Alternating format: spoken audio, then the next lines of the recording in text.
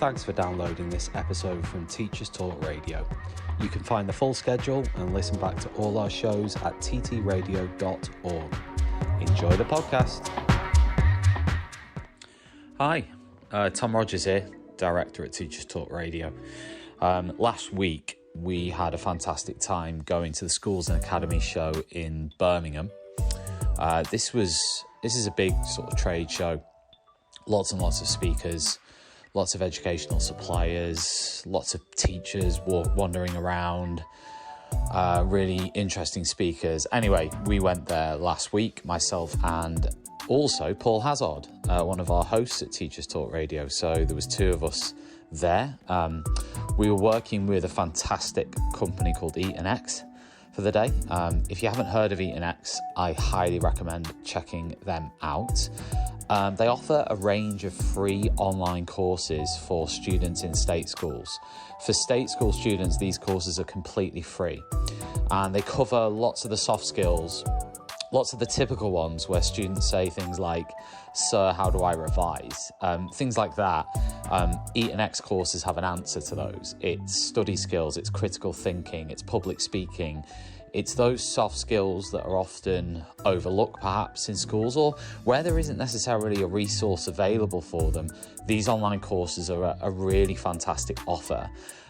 You can track the courses as a teacher. You can also get a printable certificate which is sent to you at school for any students who complete any of the courses through EtonX. So that's who we were with on the day. It was great, great fun. Really great to work with James and the rest of the EtonX team. Also, we spoke to a lot of people during the show. We did lots and lots of interviews with people at the show on various different topics. Myself and Paul did a lot of those interviews. And in this podcast, in this special podcast, we are going to take you through the highlights from those interviews. We've picked out the best bits, we've picked out the best interviewees that we interviewed, and we've compiled them into this special Schools and Academies show podcast with EtonX, which you are now going to listen to. Thank you very much for clicking play on this, and I hope you enjoy the content. See you at the end.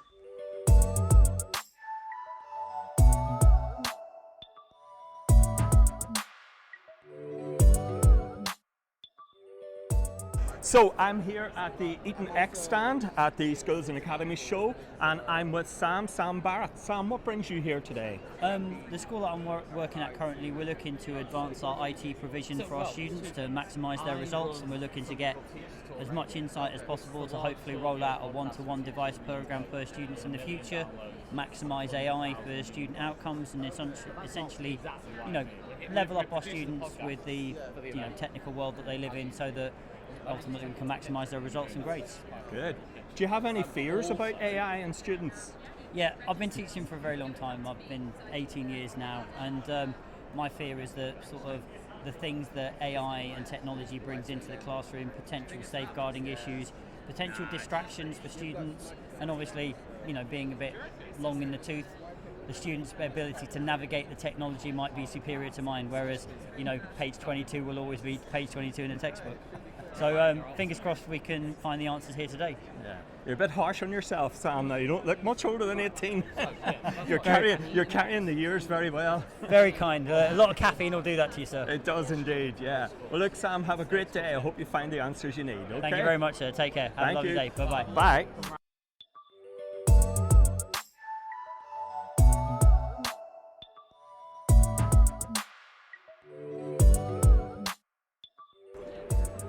Okay, so I'm here at the EtonX stand, and I'm with two live teachers today who are going to introduce themselves. Hi, I'm Sophie Roberts. I'm Head of Maths at Baysgaff School. Hi, I'm Amy Wyatt. I'm Numeracy Lead at Baysgaff School. And what brings you here today, ladies? I came to the London show and I made quite a lot of contacts, so I'm here again today with my Numeracy Lead to make a little bit more contacts for our school. Super duper. And what are you hoping to get out of today? Just to meet new people, see if there's anything that we can be using in our practice to help engage our students more. And is it good to be out of school? I don't want to answer that question. How diplomatic. Well, look, I hope you have a good day. Enjoy yourselves. Thank you very much. Thank you, and bye.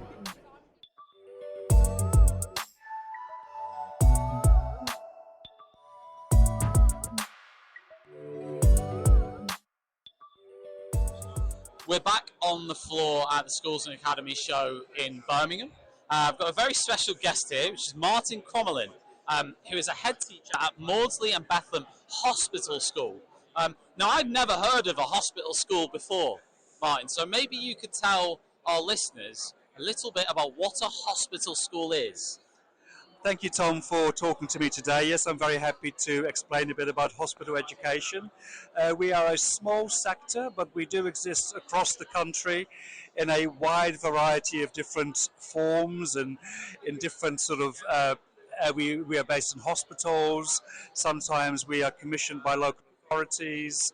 The thing that we have in common across the country is that we work with children and young people who are being treated for medical conditions, either medical or psychiatric, who will not be able to attend their home school for a particular period of time. My own school is based in South London in the Bethlehem and Maudsley hospitals. They're both psychiatric hospitals, quite famous psychiatric hospitals. And so we work in my school with young people who are patients of these hospitals, and they attend our school whilst they're there, and we do everything we can to give them the best quality of education whilst they're in hospital. So as a teacher in your hospital school, do I go into the wards then? Where do I actually do my lessons? It's a great question. So yes, you would go onto the wards, and we don't teach by the bedside in my hospital school because it's not that kind of hospital, but we do teach on the wards, and we go into study areas on the wards, but we also have discrete school buildings and actual classrooms where the young people come off the wards and actually come to the school, make the journey to school, and spend the day with their teachers. Wow, that's amazing. And I mean, do you find that a lot, obviously it's a hospital, so the children are there, young people are there because they're sick in some way. Do they want to engage with your school? How do you make this attractive to them? It's a really interesting question, Tom.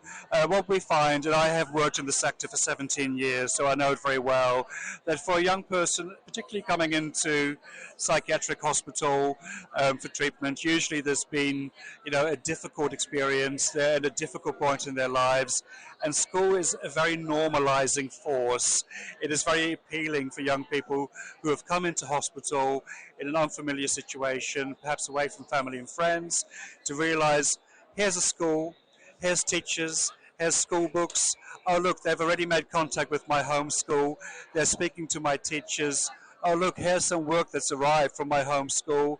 I'm going to be able to work here and keep up to date. So we find that actually school is a great structure. And I would never call education therapeutic because the hospital does all those bits and pieces. But I do have to say that an excellent education offer is absolutely key in helping these young people to leave hospital and to reintegrate back to their home schools in the best way possible. And how many teachers do you have? So we are quite a small school, so we have 15 teachers. I think that's quite a lot for a sort of hospital school. It sounds like quite a lot. Well, listen, Martin, a fantastic chat. I'm definitely going to find out more about this after the show today. And find out what it's all about, because I'd never heard of it before. Maybe you can come on a Teachers Talk radio show proper, and we can have a more detailed chat. But thank you very much, and enjoy the rest of your show. Thank you, Tom.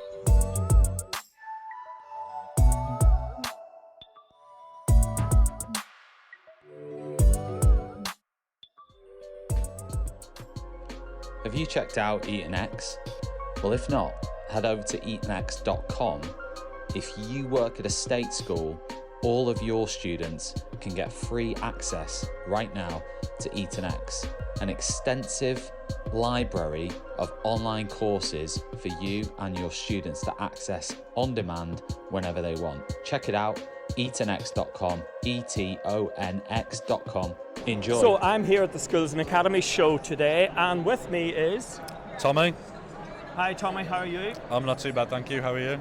Going good. It's a long day, sore feet, sore knees, sore back, but anyway, great day. Yeah. So why did you come along today, Tommy? I think it's just a good opportunity to do a bit of networking.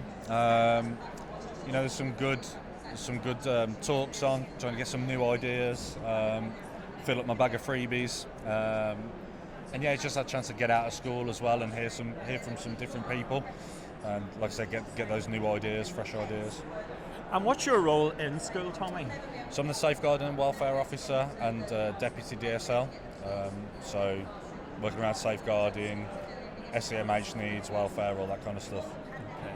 And is that a role, has that role got a lot fuller lately? Yeah, I mean, it keeps me busy for sure. You know, coming out of lockdown and the cost of living crisis, pretty much everything now revolves around safeguarding, welfare, the mental health crisis. It's a difficult state of affairs at the minute, I'm not going to lie. It's a challenging job. I used to do that job myself, but it can be rewarding. Do you find it rewarding? Incredibly. Before I got into education, I did a lot of different work, and this kind of stuff it's the only time I've ever woke up in the morning and not looked for an excuse not to go into work. I couldn't see myself doing anything else now.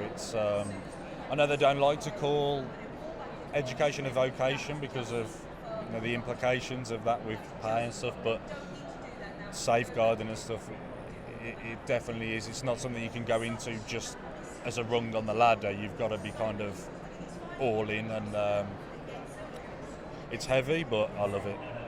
And it does require special qualities and skills and abilities, doesn't it? Yeah, so we recently just advertised and appointed an SEMH mentor, so social, emotional and mental health, and it's difficult because you get CVs, but that doesn't tell you if that person's empathetic, if they're warm, if they're, those soft skills are really important for those kind of jobs. And yeah, you can go and do your training, but how are you actually translating that training to the conversations and stuff like that? So yeah, it's those soft skills are really, really important. Tommy, you do a great job. Thank you very much for talking to us today. Thank you very much. Thank you. Okay, be safe.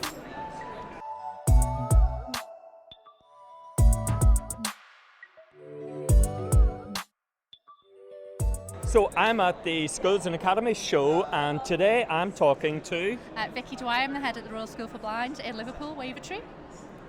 Great. Okay, so what brings you here today, Vicky?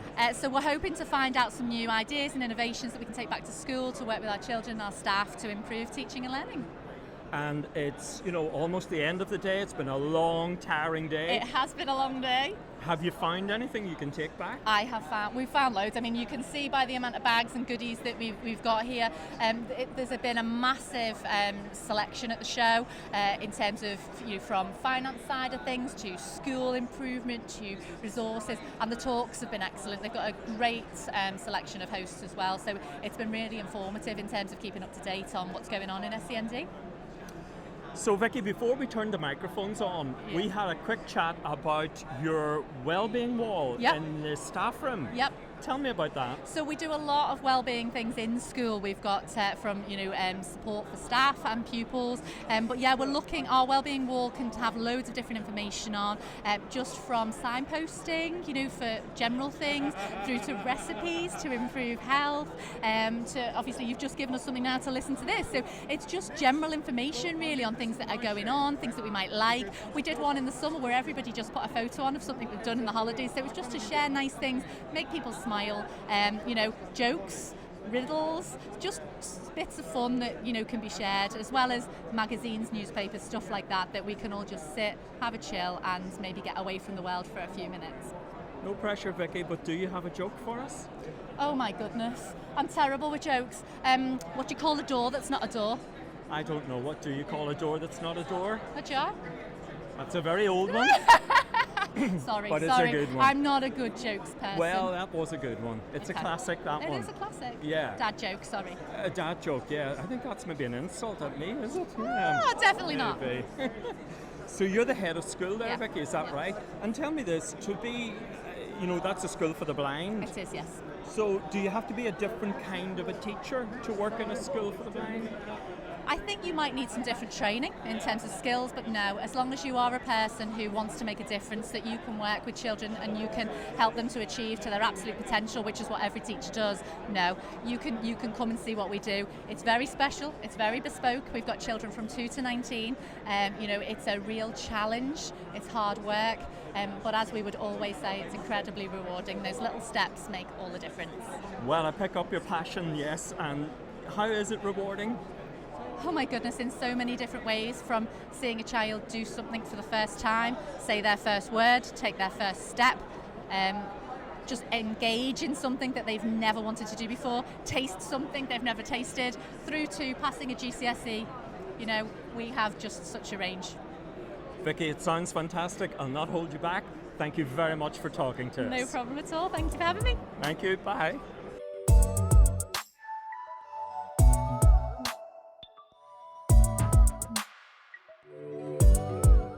Hello, with me today at the Schools and Academies show is Darren White. So how's it going, Darren? It's going well, thanks. It's been a really good day, yeah. Yeah, what's your reason for being here? So I'm Academic Technologies Lead for Academies Enterprise Trust, so we've got 57 schools across the country. I'm here today mainly looking at EdTech solutions and also networking with other people as well. But also, I just really like this event because it feels more kind of policy and more kind of decision making and less salesy than maybe some of the larger shows. So I always find the opportunity to visit the smaller theatres and listen to different voices and different people's opinions really, really valuable. Okay, so it's mainly EdTech and things you're looking at? Yep, absolutely, yeah. And so EdTech is the way forward, really? Absolutely. I'm very fortunate to be in a session earlier on with AQA talking about moving forward with digital exam solutions and things like that, and there's some way to go there. I think there's a lot of sort of ambiguity still, and also looking at solutions being quite a long way off still, which is a bit of a surprise. Looking at 2030 feels like a long time away, and a lot's going to happen in that time. So we challenged them on that and got some interesting answers. But yeah, generally looking at those different opportunities that are out there and the different products. But one of my best takeaways has actually been the storable desks for school halls and restaurants, which just fold away into a tiny little wall pocket. Which things like this, that's why I like it, because you come and you see something completely different that we'll then take back and share with the rest of our team and the wider estates team. So it has an impact across all of our schools and across all of the trust. Darren, thank you very much. You're very welcome. Thank you. Thank you.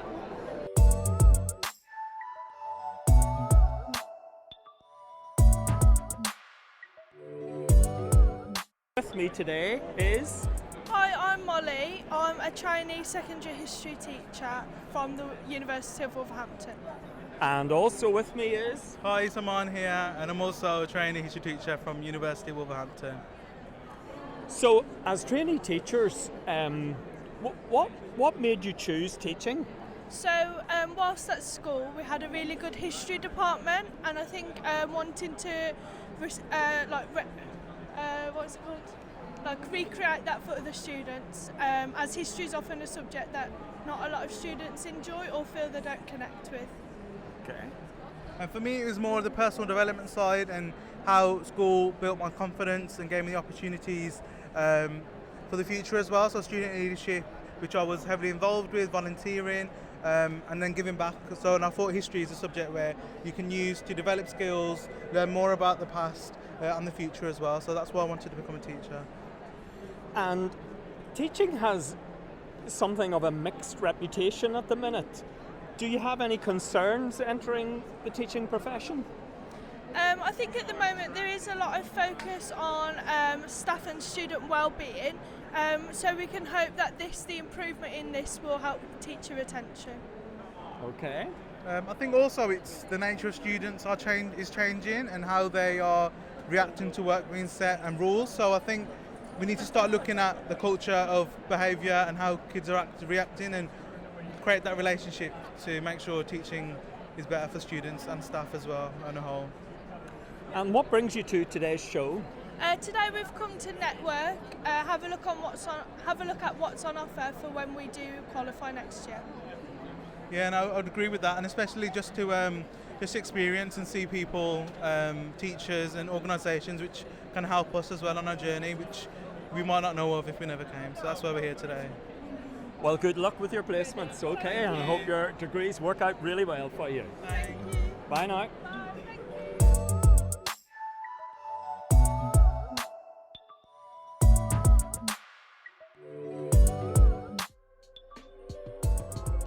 Have you checked out EtonX? Well, if not, head over to etonx.com. If you work at a state school, all of your students can get free access right now to EtonX, an extensive library of online courses for you and your students to access on demand whenever they want. Check it out, etonx.com, etonx.com. Enjoy. This show is brought to you in partnership with John Catt Educational, publishing professional development books and resources to support great teaching and learning in schools around the world. Have you checked out their latest releases? Use the code JCTTR2324 for 20% off your order. Don't miss out. Visit johncattbookshop.com to explore their full range of titles and advance your own professional development today. Happy reading. In today's educational environment, students and teachers are juggling a mix of face-to-face, online and blended learning courses. Canvas by Instructure helps teachers navigate these diverse learning experiences with a user-friendly virtual learning environment that offers flexible access to courses and a consistent learning experience, all while streamlining everyday teaching processes. The world's best schools and universities are using Canvas to create dynamic courses, collaborate seamlessly, and access actionable data that drives student success. On the 24th to the 26th of January 2024, Bet UK is back, and even better for educators. New for 2024, Table Talks empowers educators to collaborate openly and connect deeply with like-minded individuals in the education space, as well as tech user labs, the brilliant new tutorials and working groups at Bet, where technology users will learn how to get more out of their institution's tech from the top education technology experts in the world. Whatever your goal, you'll find it at Bet 2024. Educators go free. Get your tickets today at www.uk.betshow.com/visitor-registration. So I'm here at the Schools and Academies show today, and I'm here with Kerry Hinton. Kerry, tell me a little bit about yourself. Okay, so I'm principal of Stone Soup Academy. We're an alternative provision in the centre of Nottingham. Okay. So, right. Do you know what that is? An alternative provision? AEP, I do, AEP, of course. Excellent. Yes, okay, certainly so, do, yeah. Yeah, so we meet the needs of over 100 young people in Nottingham, aged 11 to 18. 11 to 18, yeah. So what's a typical day like for you, Kerry? Typical day, busy, yep. Generally. Our students arrive at the door at 9 o'clock. The SLT are there at the door, we shake their hands. They come into the academy. We go round to their lessons, we give them breakfast, we give them lunch, we give them everything that they need to make them successful. Students are with us full-time, permanent, all week, 5 days a week, and we have some fantastic outcomes for our young people. What do students, if there was only one thing you could say, what do students in AEP really need? Quality, a quality provision that provides them with what they need, personalised to them. Okay, all right. And tell me this, you teach a curriculum. Do you teach absolutely. them a curriculum? Yeah, absolutely. Yeah. What about things like, and I hate the term soft skills, but it's things like interpersonal qualities, skills and abilities, public speaking and so on. How important are those things? Absolutely. I mean, everything is, everything that we do is geared up to make our young people successful when they leave us. So that means that we have to give them the breadth of qualifications, to give them qualifications which are keys to open doors for the future. and we do that very successfully, but they can't access those qualifications unless they've got the confidence to walk through a door, sit down and do the work, the resilience to be able to take the failures, and the confidence to be able to go into an exam hall and actually sit those exams. So it's about everything. It's about us, when we talk about meeting them at the door and shaking hands with them, that's the start of their journey, those softer skills. It's all about that interaction that makes our young people very successful. How do you give them confidence, Kerry? We give them experiences. So, for example, an alternative provision, you might expect it not to have the sort of quality that you might get in a mainstream environment, but we give them that and more. So, for example, we took our young people to New York this year at Easter. We're taking another group of young people to Spain.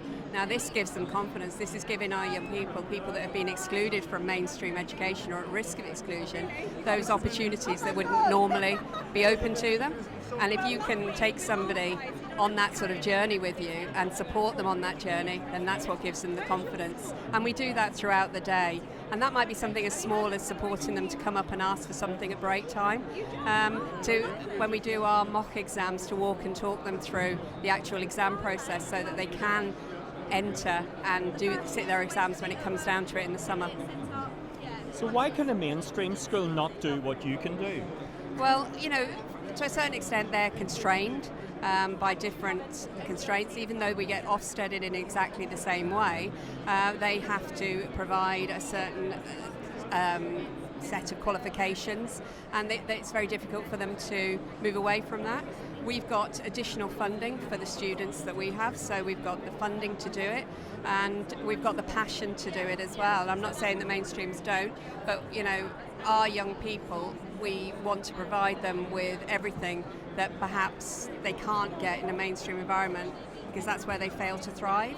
But they thrive with us, and we work very much in collaboration with our mainstream schools. It's a partnership, and we try and share our skills with them, and equally it's vice versa, just so we can get the best for that young person.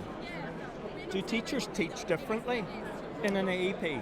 I think we have to be far more flexible. So, for example, our rules and expectations of rules, we have less rules. So, for example, we don't have a uniform. We wouldn't expect students to bring their equipment to the lesson. We provide everything for them. So what we try to do is to break down all those barriers to learning. The most important thing for us is about the learning. So we try and reduce that. Now, in a lot of schools, that's difficult for a teacher because they've got certain things they've got to adhere to. Our behaviour policy is very clear, and it does have expectations and lines over which we cannot pass, but we still try to be a bit more flexible. So we're more like an elastic band. Our aim is to get the students over the line and to get them their qualifications and make them successful and support them once they've even left us as well. So you're the principal of an AEP. Yeah. Does that mean, teachers in your setting need to be treated differently? There are clearly additional pressures and stresses on them. You've outlined some of them there. Yeah. Do they need to be treated differently? Well, well-being is a key point of what we actually do, and we provide a lot for our staff in terms of well-being. But for me, it's about positivity. It's one of our core values, it's about positivity, and that's from the people that we appoint as well. We expect them to have that real sort of can-do attitude, because if you're expecting that from the young people, you've really got to demonstrate that and model that. So, for example, with our staff, we provide them with they don't have to pay for anything, they don't pay for their lunches, they don't pay for their coffees. We do something called Sunshine Moments on a Friday, where we talk about the wonderful things that our young people have done every Friday, so they leave us on a high. We have very much the support in place in terms of our school structures, so teachers aren't teaching on their own. There's a whole support network underneath them supporting them, and what we do is we work in collaboration with all our staff. So we have an engagement team that is equally as important as our teaching team, and together we push the students forward. So you're not working on your own. It's very much about what support is in place for you. just tell me what your engagement team, what is that? What does that mean? All right, well, our engagement team are our support network in school. So we have personal coaches that have, say, 10 students that they work with, and those people, they'll get those relationships with those young people, they'll get them into school, they'll be ringing them first thing in the morning, getting them in, they'll be making those relationships with parents. So it's relationships. They're sort of the key things that we need for it to operate well. And our engagement team are the sort of core of what we do. Our teachers teach, our engagement team engage, and together we get success for our students. So I think you've already done a lot of it, but just describe the ethos of your AEP for me. Well, the ethos is around creating unimagined futures. That's really what our vision for our academy, and that sort of underpins everything that we do. And it is around, when you look at a young person when they've faced either permanent exclusion or they're on the road to permanent exclusion, when they come into the academy, they think they've failed, their parents think they've failed, they think that they aren't capable of anything. And so we have to go around really changing that opinion, and we do that through our positivity, through our calm and caring nature, through kindness, through vision, through an innovative curriculum, through an innovative way of delivering the curriculum. But not only that, it's about how we look after them after they've left.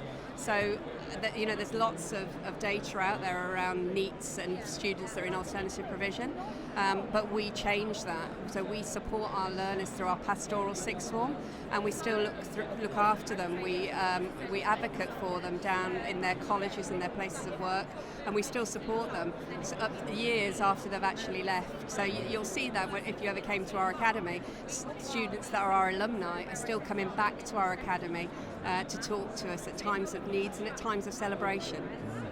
So it is relationships. Oh God, absolutely. And it never ends. No, There's no end to that relationship. Yeah, but that should be the same surely across every educational environment. We're all here for the benefit of the young people. We're there in it for them. It is really that sort of vocation to make a difference to our young people. And your ethos or your vision, you said it was creating unimagined, because unimagined, absolutely, and that's really important because our young people can't imagine a future. They think it's the end when they join an alternative provision, and we have to turn that around. We have to show them that they can be a success, that they can achieve, and they are worthy of that. And it's a battle every day. I'm not saying it's easy, but it's what we're all passionate about, and it's what we do really well at.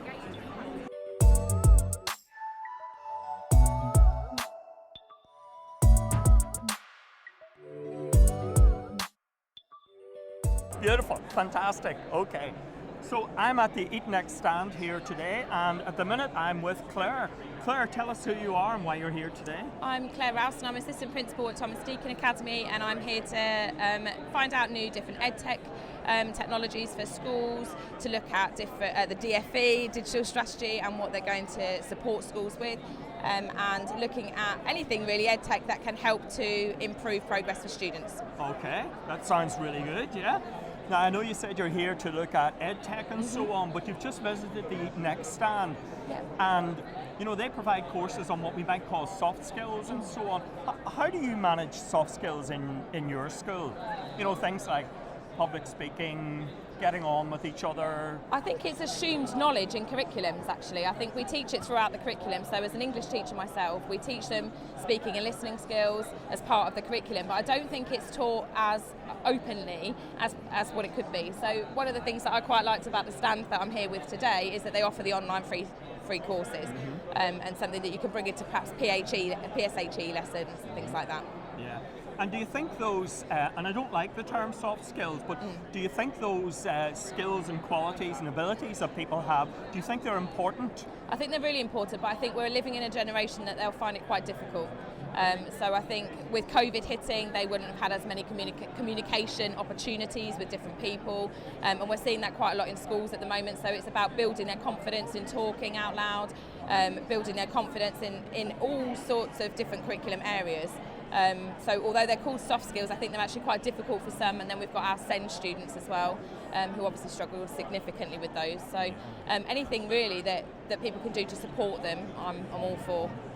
And do you think there's a place for those kind of skills and acquiring those qualities in an already packed curriculum? I think so, because very similar to digital, digital should be part and parcel of and used where necessary, and I think the same sort of skills are useful across the curriculum. It doesn't matter what you're teaching them, you've got to teach them how to respond back to you correctly, say things correctly, and communicate correctly with respect. So yeah, I think they could be utilised across.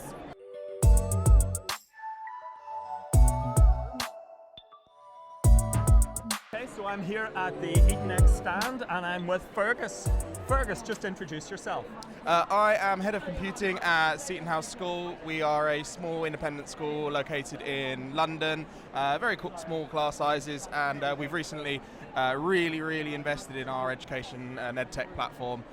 Post-pandemic, we realised that we were quite behind on it all, so we've put a lot of money into it, and we're now thriving. Oh, that sounds really good. Excellent. So what brings you here today then? So as the Head of Computing, I just like to keep my foot on the pulse really and keep abreast of what's going on in digital education and things like that. I'm a self-confessed nerd. I absolutely love this stuff. So I follow quite a lot of the stands and quite a lot of the people that are talking here, and just kind of find out what's going on really. It's not, I'm not here specifically for anything, but when I came last year, it was really nice to sort of be introduced to the monitoring standpoints and things like that, the new stuff that was going to be coming in. I could then take that back to the school and be like, this is what's coming up. So making sure that they were aware of what's going on. And just generally seeing what things we can improve our provision for, and making sure the girls that we've got in our school are provided for the future, that we've got no idea what's going to be coming, but it's good to make sure they're ready for it. Great. One of the things we know that's coming is AI. Yep. Do you have any worries about AI? I am worried, but I don't know why, because you can argue, as they said in the demonstration just then, there are obviously the problems with AI, you know, students cheating and maybe using the tool for ill, but I don't know what I'm worried about. I don't know what's coming. And as long as you stay up to date with all of the information, I mean, we had a lovely talk by the lady from the DFE just now about, you know, some of the dangers of AI and making sure that it's being used correctly. We're talking about, you know, reducing teacher workload, but again, it's a tech tool. It needs to be used, it needs to be understood, and it needs to be deployed in the right way. Fergus, that's great. I hope you get what you want from today. Thank you very much. Good to talk to you. Good to talk to you. Bye. You've been listening to Teachers Talk Radio. Tune in live and listen back at ttradio.org. We look forward to hearing from you next time on Teachers Talk Radio.